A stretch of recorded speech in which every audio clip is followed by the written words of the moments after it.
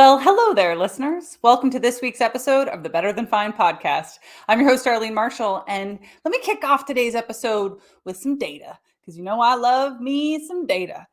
Well, according to the CDC, nearly 60% of Americans use some kinds of supplements. I should say 60% of American adults. And depending on whose other research and data we use, because of course we can't only have one source, right? We want to look around and see what else is out there. There are some private research firms out there claiming that it's as high as 77, 78% of American adults using supplements regularly. Now, there's also an estimated 60,000 supplement products out there on the market. Yeah, you heard that right. Individual products out there. Excuse me, I said 60. It's 80,000 because I can read my own notes. Now, some studies have also shown that this largely unregulated industry, what's on the label isn't always what's on the bottle. So in October of 2018, the US Government Accountability Office released a study showing not only were some supplements not what they said they were on the outside of the package, but they actually had drugs that you typically need a prescription for. So people thinking they were taking supplements were actually taking regulated medication. And on some level, that does kind of make sense because the supplement industry isn't only unregulated, it's some big bucks. So according to Zippia.com, the global dietary supplement market is worth a whopping $165.7 billion as of 2022. And retailers out there are making an average profit margin of about 38%. And again, it depends what source we look at. But if you're not a businessy minded person, let me just point out to you a 38% profit margin is really, really high. So people are making a lot of money off pushing supplements. Now, the conventional wisdom out there is a lot of buyer beware talk, right? We're told to be aware that this is out there, but that doesn't really leave us with a lot of clear and tangible actionables. So hopefully today's guest will be able to shine some light for us. Brandon Welch is a pharmacist as well as an NASM certified wellness coach. But wait, that's not all. He's the clinical wellness coordinator for Baptist Health South Florida, and he specializes in sports medicine and orthopedics. He's also the founder of Pharmacy Athlete and the editor-in-chief for Sports Pharmacy magazine. He's worked with everybody from normal people on the street like you and me to elite professional athletes, and he's going to help us find our way through some of this supplements tangle. So Brandon, welcome to Better Than Fine.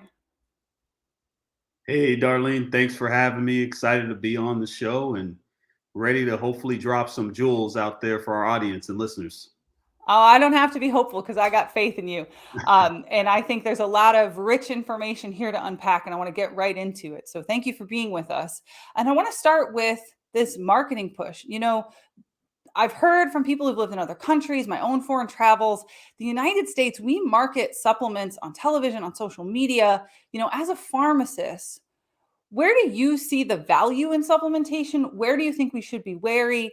And where does the marketing really getting it wrong for us? Yeah, and so you hit the nail on the head.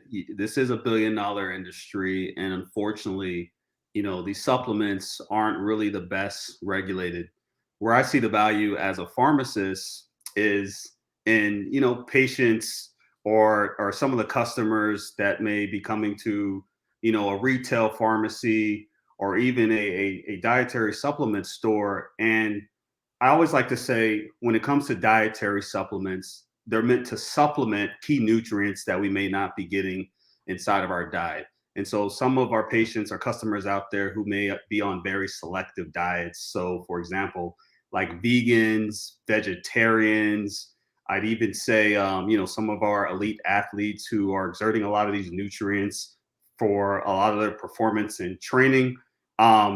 These are kind of the populations I would say would be a good test case for people to probably use supplementation. And then also to kind of take things a step further when it comes to some ways to kind of be very wary. And so one of the things that I found is that there's a lot of supplements marketed with these ingredients that have these high percent daily values. And so, for example, if you look at the back of a supplement, you'll have a percentage of daily value, which is pretty much, an estimate of the amount of nutrients that you should get in a single day. And sometimes they'll be as high as like 1,000 or 2,000%. And this is where you have to be careful, especially when it comes to like your fat soluble vitamins, which are vitamins that are actually stored inside of your cells. And I'll use vitamin A, for example, right? Too much vitamin A can lead to liver toxicity. You can have, Mm. decreased bone metabolism. It can cause you to feel nauseous. Even too much iron, for example, can cause liver toxicity. So it's very important to make sure that you're aware of, some of the nutrients that are going inside of your body.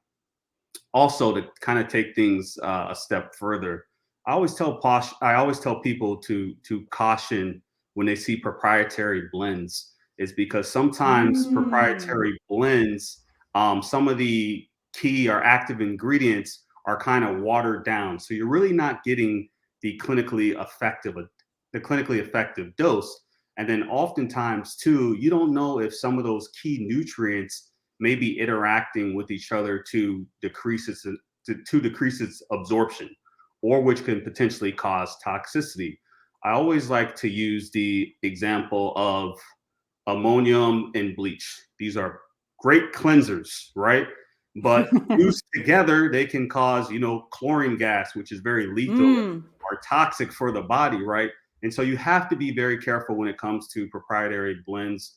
Make sure you try to talk to a consultant, a specialist, or some type of healthcare professional when you see these type of indicators on the back of a nutrition label.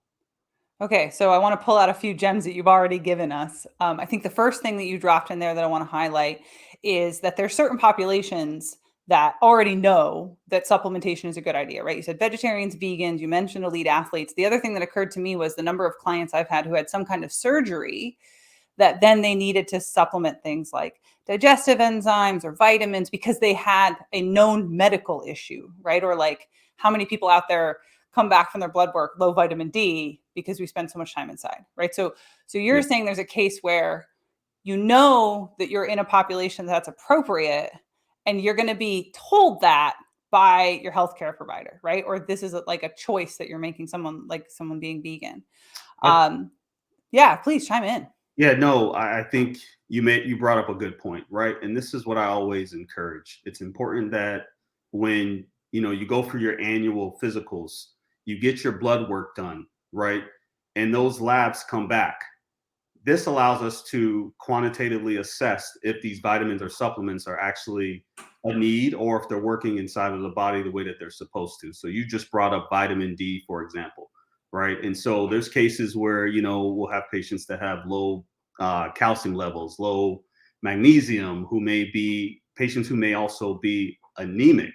And so Mhm. these could be essentially treating, medical conditions with supplementation. And, as I mentioned earlier, with, vegan and vegetarians who may not be getting the full absorption of iron is because the foods they consume don't have a high concentration of heme iron. This would be the perfect population to, take advantage of supplementation to get those iron levels within therapeutic limits.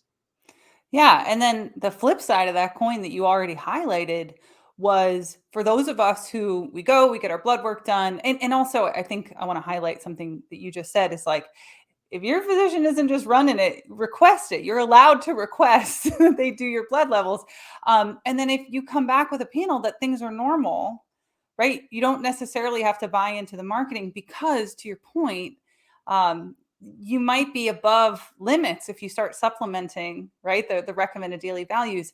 And I'm reminded as you shared the story about the proprietary blends.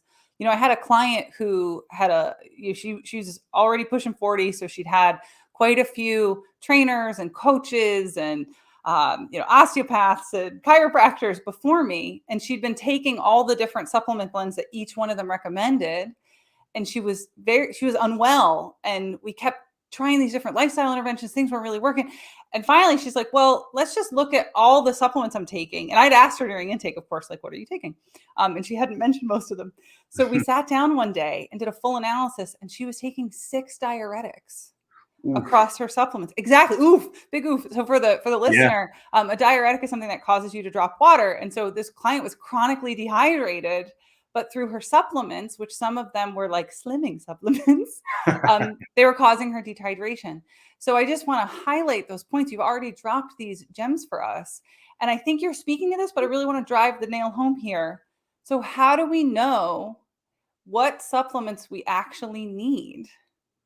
So yeah, great question. And so there is dietary supplement independent agencies, and some of these common agencies they allow manufacturers to put their seal on the bottle, which kind of indicates they're holding their products to good manufacturing practices, meaning that the ingredients inside of the supplement are what they say they are. The ingredients are pure, it's free of contaminants, and some of these agencies include USP, which is the United States Pharmacopoeia. So looking for that seal on a supplement bottle. NSF International, which is another gold standard seal that indicates that the supplement is of high quality. And this is what a lot of sports teams use as a good indicator or benchmark to make sure that the supplement is free of any type of banned substances. And then also Consumer Labs is another great independent agency, which is a seal that should be placed on side of the bottle to indicate that it's the manufacturer is holding itself to high quality standards. If you don't see that, and this is very important for our audience to know, you can always reach out to the manufacturer and request what's called a certificate of analysis, which breaks down all the different batches to let whatever the ingredients are on the back of the supplement are what they say they are. The composition is where it needs to be, the purity, the quality. And so those are some good indicators to know if the supplements are holding themselves to good manufacturing practices. Awesome. Yeah, that's such useful information, not just for our clients, but also the listeners who are coaches and trainers to be empowered with that information. You're listening to the Better Than Fine podcast. I'm your host, Darlene Marshall. My guest is Brandon Welch, and he's a wellness pharmacist. We are talking about effective supplementation. How do you know what to supplement? How do you know that what you're getting is legit? And what should we all be looking out for? So, Brandon, do you mind repeating those third-party institutions again, please? Because essentially what you're saying is don't just trust the name on the label because they happen to be in the store you're standing in, that legit companies are going out of their way to get a third-party neutral to say, yes, this is who they say they are. So what were those things that we should be looking out for again? So USP, NSF, and then also Consumer Labs. So those are your three top gold standard seals that you should look for on any type of supplement or nutrient supplement that you see out there. So I think what I hear you saying is when I'm in the bodega and they've got those little packs of pills with like a tiger on the front of it, that's probably not a thing I want to put in my body. Yeah. Probably not. I mean, you'll be risking yourself of possible contaminants inside of the bottle. Yeah, I think one of my favorite things about that statement study from what was the name of that office? The Government Accountability Office was that in the performance enhancing, the sexual performance enhancing supplements, they actually just found Viagra, right? Like crush up, rebuild Viagra. And just to drive that home, that without that third party verification, we have no idea what's in that bottle or powder or jar. You have no idea. And then to be transparent, a lot of manufacturers they try to cut corners is because there's a cost associated to having that seal inside of the bottle on the top of the bottle. And so oftentimes these manufacturers they have to pay a fee to these independent agencies in order to have that seal granted to make sure that they're meeting quality assurance. Yeah, and I think there's a double cost there too, right? Like the effort involved to get a quality ingredient that isn't expired, and you're going to be investing in that. And so the non-ethical manufacturer might be getting an expired ingredient, sounds like off-cast, like medical waste, or other sources that make it look good or might cause you to feel differently, but aren't actually the thing that they're claiming, right? So that's that inflated profit margin thing that I was talking about in the intro. And I think it's just worth pointing out to people that those who are not willing to invest to do it right probably are nefarious and profit driven to begin with, right? So there's so many layers to what we want to be mindful of ourselves and with our clients. But I do want to pivot back for a second when we're talking about effective supplementation, right? We're talking about whether we're talking about these populations who have medical need, we're talking about elite athletes. Most people who listen to the show are normal people who want to take good care of themselves. And, we hear a lot of conventional wisdom outside of the things that we might see on a blood panel, like vitamin D, like iron. So things like omega compounds or protein powders or green powders, the average person walking around, how do we know what we need to supplement? So when it comes to that specific population, I would say a lot of it's symptom based, and I'll use like melatonin as an example. Someone who has insomnia won't show up on a lab or blood panel, right? It's subjective. It's how you feel, and so that would be a good example. And then also someone who is going to the gym frequently and your body's constantly having protein turnover and protein degradation, and you may have a goal of wanting to increase muscle mass. This is when protein supplementation, I'd say, would be essential. Also, you mentioned omega-3 fatty acids. That's a great example, is because omega-3s are essential. And then typically you want anywhere between 1 to 2 grams of EPA or DHA a day, which is considered healthy. Now, it's hard to get that amount on a daily basis, right? You would have to consume a lot of fish. And the average person is not eating And mercury poisoning is not fun. I've had a few clients exactly. have to go through chelation. You don't want to have to do it. Right. And so, these are great cases where I think supplementation would be an appropriate thing to do. Yeah. So I think I hear you saying that for people who are highly active, protein supplementation might be helpful. And I think I hear you implying that for all of us, an omega complex is a good idea. Um, and you threw out some letters there. So we're going to circle back. Can you break down for us why we want to be supplementing? So let's try that sentence again. Why we want to be supplementing omega 3s and the compounds that you mentioned, like what should we be looking for? Because one of the main things we want to give our listeners is like tangible applied takeaways for their lives.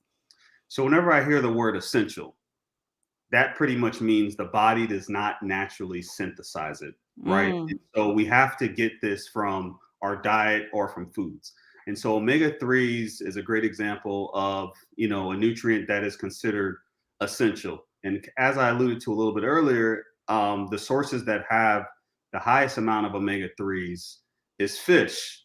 And so since we're not getting, to be realistic and practical, right? Since the average person isn't consuming fish on a daily basis, and to be honest, the recommended amounts, you'd have to eat a lot of fish in a day.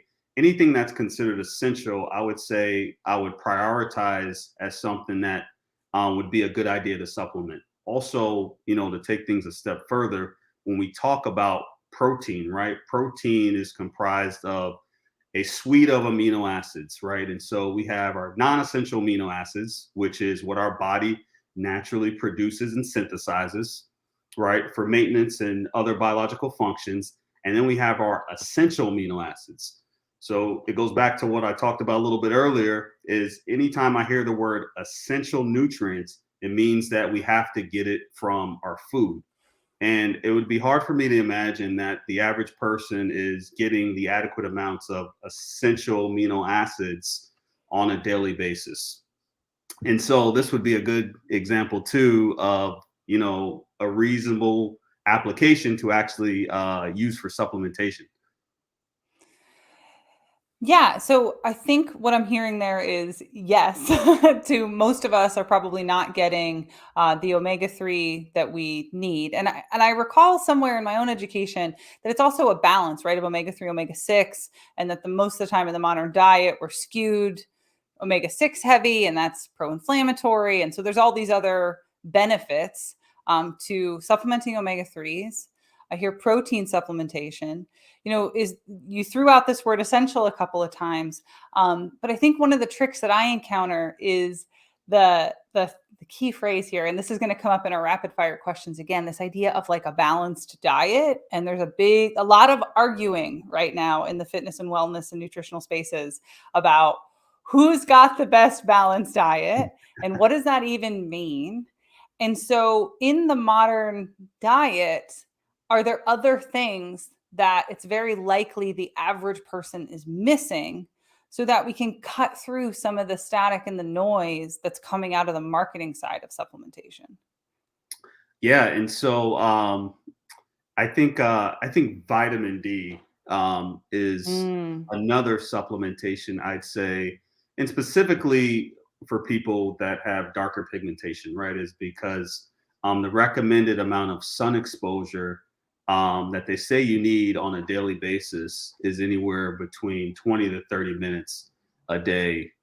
Again, to be reasonable and practical, that seems like a hard goal to reach on a daily basis. So vitamin D, I'd say, is another good key nutrient to make sure that you possibly consume on a daily basis after you kind of get your blood work and lab tests done. Um, Also, and this could be anecdotal. Um, I don't think it's a bad idea to rule out, taking a multivitamin on a daily basis. Unfortunately, the soil is not as rich in nutrients as it used to be, is because it's sprayed with a bunch of different fertilizers. And so taking a multivitamin, I don't think would be a bad idea. It's very reasonable thing to do just so that you can maintain that balanced diet. Because look, some people eat 3 times a day, some people eat 2 times a day, and then there's also people doing a lot of intermittent fasting for some of its health and purported benefits out there. So that would be my suggestion. So we're going to add to the list a multivitamin, and making sure that includes vitamin D. And of course, not buying into the mega dosing that we hear sometimes from the biohacking space, where the recommended daily allowance is 1,000 times what we'd actually want. You're Right. listening to the Better Than Fine podcast. I'm your host, Darlene Marshall. My guest is wellness pharmacist Brandon Welch, and we're here to talk about how do we make supplementation effective? How do we cut through the marketing static and really make good choices? And you mentioned the vitamin D supplementation, and of course, being from upstate New York, living in New York City for 12 years, it snows here a lot of the year, and we always heard supplement vitamin D during the winter because we were going to have low sunlight. But I can't help but think this summer, where I'm in a place that we've had wildfire smoke every few weeks. My producer, we were talking before we started rolling. It's 117 where he is today because we're having the heat bubble. And so even now in summer, we're having these instances with climate instability where people are not able to get out like we optimally would. And so when you'd said like, oh, people can't get outside for 20 and 30 minutes a day, and my heart broke a little. I was like, but also I won't be able to do that today because the air quality is so poor. So I think that is becoming part of our reality, where our environments are shifting in ways that, yeah, it probably means our supplementation and lifestyle choices need to shift to match. And it's just a little heartbreaking. So sorry to bring the mood down for a second. So we're trying something a little new this episode. I put out a call on Threads requesting regular listeners to share their questions. And so, Brandon, if you're up for it, I've got some rapid fire questions from our audience, and we'll just get through as many as we can. What do you think? Let's do it. Okay. The first one is actually one that I would love to hear your answer on, because I'm someone with a collagen fiber disorder. Does collagen supplementation actually do anything? Break the debate for me. Go. Yes. So interesting thing enough is that there's been this emergence and soar of the demand of collagen, right? And I'm going to start with the physiology. So Yeah. collagen is the most abundant and important protein in the human body. So it's important for the structure of connective tissue. I always consider it like the glue that helps keep the body all together. And Yep. so when I talk about connective tissue, I'm talking about skin, nails, tendons, ligaments, cartilage. The laundry list can go on. And recently, I was actually just reading a meta-analysis published in PubMed. And Ooh, that's meta-analysis, just for you listeners, tell them. is the best study because it pulls a variety of different studies to kind of help support any of its evidence. And so I was reading a meta-analysis published in PubMed. I think it was from 2021, if memory serves. And some of its primary outcomes included skin hydration, skin elasticity. And it did show that there was a clinical significance when it came to those primary outcomes of improving skin hydration, improving the density of the skin, locking in the moisture, reducing some of the wrinkles. Because people also got to realize, like, as we age, unfortunately, things break down, right? So when we get past the age of about 30, we start to see a small dip in collagen production. And as we age even more, that small dip starts to get into larger dips. And so that's where collagen can potentially come into use. I mean, there's science and data to help back it up. And I'll even take things a little. I'll even take things a step further. There's actually another study, and this is mainly for my athletes and my weekend warriors and my fitness enthusiasts. And so, in case you guys didn't know, 70% of collagen is actually in our ankle joints. And so, there was also a study published from the Journal of Sports Science and Medicine from a group of researchers out in Germany, where they took about 100 athletes who had chronic ankle instability, right? And they dosed them up with hydrolyzed collagen anywhere between 5 to 15 grams for about 3 to 6 months. And it showed that mechanical stability improved. So pretty much ankle stiffness got better. And this actually helped improve recovery time within 3 to 6 months. And I thought that was a very impressive study because who would have known that collagen can also be used for muscle recovery? And so, for my athletes and my fitness enthusiasts out there, if you are looking for a potential muscle recovery hack, collagen could potentially be the answer for you. I'm gonna give the same shout out to the number of listeners I know who have Ehlers-Danlos syndrome because that's what I have. And I remember a study coming out, I think it was in the fall of 2019, claiming that collagen supplementation was not effective. And I stopped supplementing at that time. And my mind is now thoroughly blown and repeated, and I will be running off and re-upping my collagen supplementation. Because as somebody with a musculoskeletal collagen disorder, yes, I know it does affect joint stability, and so that's huge. And I think that question may have come from somebody with EDS. So thank you for the deep science dive, because we love that here. We're And all then about it. also, Darlene, Yeah, yeah. to be a bit pedantic when it comes to collagen. I know we talked about, making sure we select effective supplementation. We want to make sure if we are choosing a collagen supplement, we want to make sure it's hydrolyzed collagen. So collagen is Ooh. considered like a large molecule, so the body has a hard time absorbing it. And so with hydrolyzed collagen, it breaks it down into these small peptide molecules, which makes it easy for the body to digest.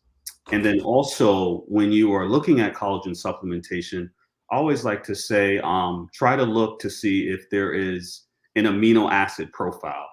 Is because the three key amino acids that help make up collagen primarily is glycine, proline, and hydroxyproline.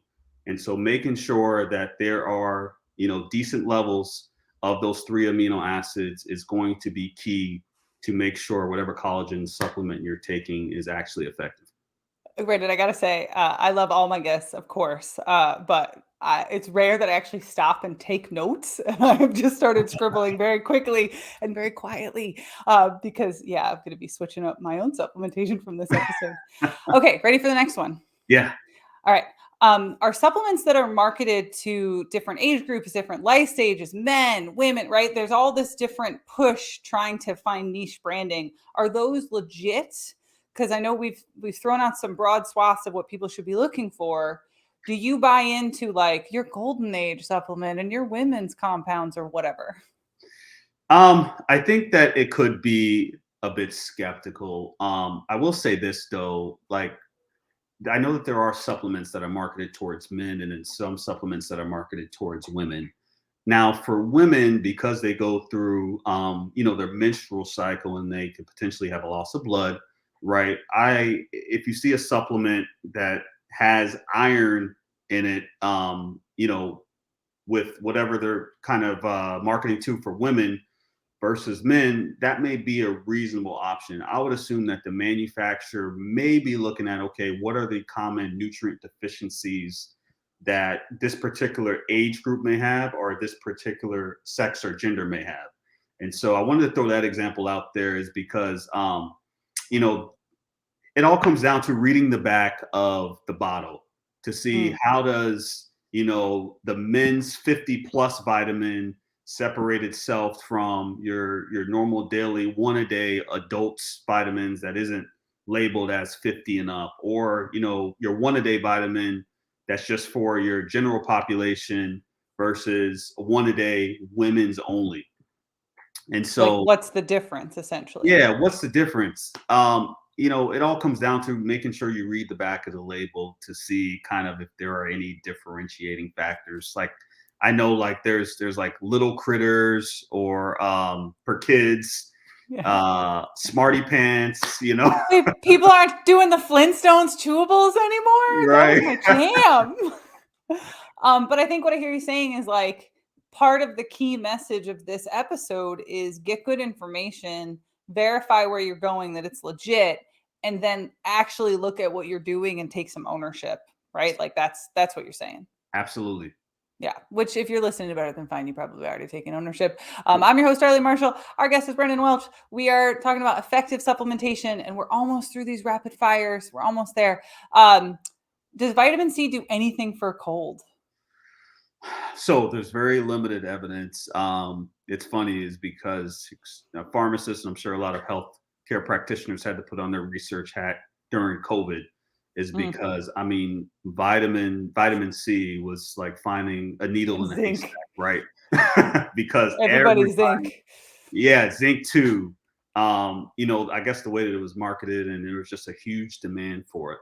At least the research that I've come across, the only thing that I've been able to see is that it helps potentially reduce the duration of the cold. Other than that, I feel like vitamin C can be very anecdotal. It works for some people, and in others, it does absolutely nothing for. And even talking about like vitamin C reducing the duration of the cold, I wonder how much is that correlation versus causal, right? Because if I'm the type of person that's going to go supplement vitamin C, I'm also probably the type of person that's like going to go to bed early. Um, and here's some cool positive psychology research for you, Brendan. There is a cold study in positive psychology where they took people into a hotel to isolate them. Some of them so they measured everyone's subjective well-being, and then they gave everyone a nose swab with a cold culture, and essentially exposed them to a rhinovirus or a cold virus, excuse me. The people with really high subjective well-being, the people who were happier, didn't get sick. So there you go. Interesting. High Wow. well-being, high life satisfaction helps with a robust immune system. So there you Yeah. go. Um, what do you suggest for using melatonin? And I'll be curious to hear if it aligns with my own suggestions for melatonin. I might chime in when you're done. So melatonin, there's good research out there that helps support sleep quality. And so, melatonin is what's called a neurohormone, meaning that it's produced from our pineal gland. And then also, it's an endogenous hormone, right? So our body naturally produces it. So it secretes it during some of our late night hours, right? And so, there is evidence that supports that it does help for sleep quality and then, helping people go to sleep. I always counsel on this is because because melatonin works in alignment with their circadian rhythm, which is our internal biological clock. Some sleep hygiene tips is that melatonin is going to be ineffective if you try to take it with the lights on, right? Mm-hmm. because Snap, you're snaps. yeah, because you know what? You're still the body's still going to decrease the secretion of it, is because these photoreceptors inside of your eyes are going to think that it's still daylight, Yeah, you're right? stimming up your nervous system. You're not going to fall Exactly. asleep. And so, I always tell people, and these are the questions I ask, are you making sure that you have blackout shades? Are you making sure that, you're in a relaxed and calm environment? You're about to wind down and go to sleep. The TV's off. The This is phone is the away. phone's away. No checking social media. And so that's the best way to get the optimal effectiveness of melatonin. Me particularly, I take a sustained release melatonin, so that can last a little bit longer in the body. And this could be healthy user bias, but it works well for me. There you go. Hey, I like to tell my clients, placebo effect is still an effect. What matters is if it works for you. Yeah. Exactly what you just said, and I'm just going to chime and repeat that. What I advise my clients is, if you're going to take melatonin, take it 30 minutes before you want to be knocked out, and when you take it, you go and act like you're already like asleep. Because if you sit there and watch a movie, you're just going to stay awake because you're upregulating your nervous system. Yep. And I have clients use it when they need to switch time zones or they're shift workers, right? So you reprime your circadian cycle to the new cycle. So like the other day I had to fly for work and I had to be up at 3 a.m. So I knocked myself out at 6:30 the night before so that I wasn't going and showing up on set as a zombie. All right. So I think we've already answered both of these, but I don't know if there's anything you want to add here. So the questions were both frames. Like, when you have a balanced diet, is protein supplementation necessary for muscle building? I think we've really nailed that one. Is like, big old yes. Supplement a reasonable amount of protein. I guess the trick there is, what's a reasonable amount? Because of course I see all over the place in the fitness industry. Do you have a recommendation of what the volume of that protein supplementation should look like? Oh man, the Oh range. man, rabbit hole. We could have a whole episode on this if you want to. Oh We my can come God, back. We we can come could. back. No, the range is so wide. I Yeah. mean, you see from like 1.2 grams per kg to 2.2 grams per kg. Um, Kig. me, yeah, kilogram. Kilogram. But my general recommendation to make math simple for people is 0.75 grams times your body weight. Nice and simple. We all need Yeah, a calculator for it, right, but right. there you go. All right, Yeah, I'll dig that. And then this last question, I know I threw at you last second. It was a bit technical, but the person posting it was very adamant. They always wanted to know this, and I know they're a core listener, so I don't want to let them down. Is B12 supplementation, and I'm going to add to this, I'd like you to frame why someone would want to supplement B12. Is B12 supplementation more effective orally or injected? So what's it for? And then I know you were going to go down a chemistry rabbit hole for us. So take us home. What do you got? yeah. So when we think about vitamin B12, which is attached to a mineral called cobalt, if you look up the chemical structure, it's this large molecule, right? It's used for energy production of cells. It's used for blood circulation, and for a bunch of neurological benefits, right? And so sometimes, because of the molecule being so large, almost thinking about collagen, because it's poorly digested by some people, some people's Mm. body can't digest it. They have to go to the injectable form, which is kind of rapidly absorbed into the body. It goes past first pass metabolism. It doesn't have to go through all that digestive process. And so typically what I see when doctors, they typically always recommend sublingual B12 first. And after, they look at a patient's labs and they see that when they already recommended, sublingual B12, and they still see that someone's B12 levels are subtherapeutic or, not within normal range, then that's when I see some of them go to a injectable B12. Now, I know that there's also been a lot of talk around cyanocobalamin versus methylcobalamin, right? You're going And to break that so down for us. so cyanocobalamin is looked at as the inactive form, and then methylcobalamin, which is pretty much a methyl group on the vitamin B12, is more of the active form. And so some of those people who may have poor digestion or poor conversion of, converting an inactive form to an active form, methylcobalamin may be a better solution than cyanocobalamin. But generally speaking, the difference between, oral versus injectable, a lot of it has to do with the digestibility because the molecule is so large. I'm just trying to think about saying cyanocobalamin, methylcobalamin, like it was a tongue twister back when I was in acting school.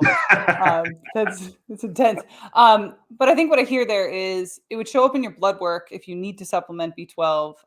You can work with your physician, and that if the digestible forms aren't effective for you, that there's other options out there, but it's because of the size of the molecule. And of course, every body is different, and your body might need something special, but you're going to be able to figure that out with your physician through your blood work. Yeah. Yeah.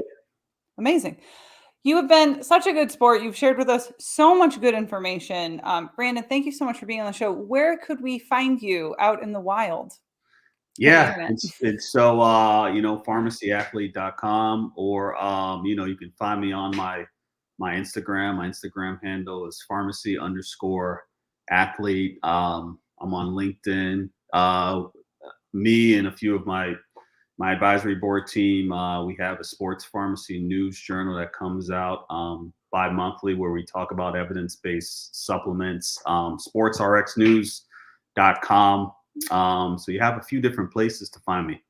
Amazing. Thank you. Thank you so much for being here. Thank you so much for sharing your wisdom with us. I really appreciate you. Yeah, thank you for having me. Amazing. Well, if you, our dear listener, would like to effectively help people to make more sustainable change, I strongly encourage you to check out NASM's Certified Wellness Coaching course, which, of course, our guest today is a CWC like me. Brandon, of course, got a lot of this pharmaceutical knowledge from his education, but the execution hopefully benefited from our coursework. So even if you're already, let's say, a positive psychology practitioner or a personal trainer, group fitness instructor, we've got this incredible amount of education and application that you can dive into.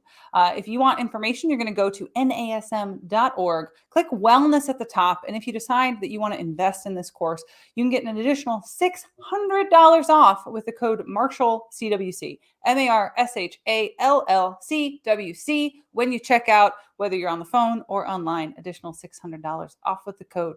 The other thing that you might be interested in that you want to check out is the More Better Substack. So if you're really enjoying the Better Than Fine podcast, but you'd like some written application, some workbooks, some clear applied practice, go and check out betterthanfine.substack.com, and you can get all of that information. And of course, I would love to hear your thoughts, your feedback. You can email me. It's info@darlene.coach. I'm on Instagram @darlene.coach. And you might have picked up that in this episode, our listeners were able to give us some direct questions for the guest. I'm going to be doing that going forward. So you're going to want to follow me on Threads, which is also, wait for it, Darlene.coach. If you're a fan of the show, I hope that you've subscribed. Thank you to everyone who's been writing us reviews. Please go and rate the show. That's how the algorithm helps us find new listeners. Share the show, tag me. Thank you, and be well.